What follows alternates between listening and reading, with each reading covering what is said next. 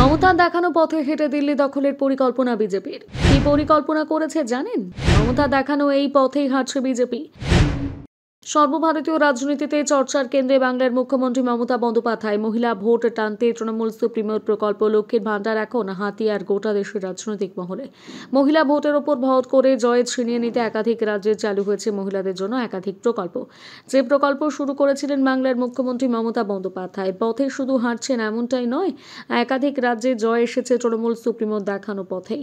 Up প্রধান অরবিন্দ কেজরিওয়ালের হাত থেকে দিল্লি ছিনিয়ে নিতে এবং মমতার দেখানো পথে হাঁটছে বিজেপি। বাংলায় মমতার চালু করা লক্ষ্মীর ভান্ডার ফর্মুলাতে একাধিক রাজ্যে নিজেদের ক্ষমতা ধরে রাখতে সক্ষম হচ্ছে শাসকরা।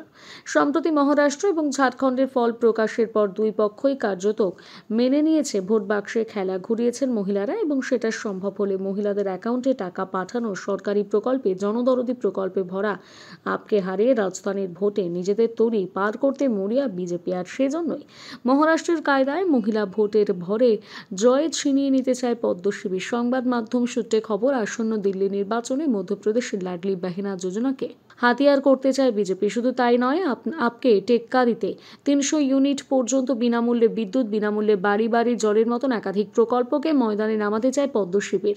নাম আলাদা, প্রভাব কিন্তু একই। বাংলার মহিলা ভোটের কারিগর লক্ষ্মীর ভান্ডার দিল্লির নির্বাচনে বিজেপির হাতিয়ার হয়ে আসতে পারে লাডলি বাহিনা যোজনা নামে।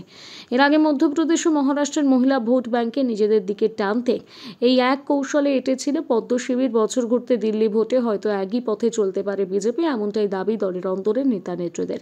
অন্যদিকে প্রতিশ্রুতির ফোয়ারা তুলতে পিছপা হয়নি আপও। মহিলা সম্মান যোজনার ভাতা বৃদ্ধি সহ একাধিক প্রতিশ্রুতি দিয়ে বসে রয়েছে তারা। তাদের দাবি, পুনরায় নির্বাচিত হলে রাজধানীর মহিলাদের জন্য ভাতা বৃদ্ধি করবে তারা। 1000 টাকা থেকে ভাতার পরিমাণ করে দেওয়া হবে 2100 টাকা। এছাড়াও 60 বছর বয়স পর্যন্ত বিনামূল্যে চিকিৎসার সুবিধা পাবে দিল্লির নাগরিকরা।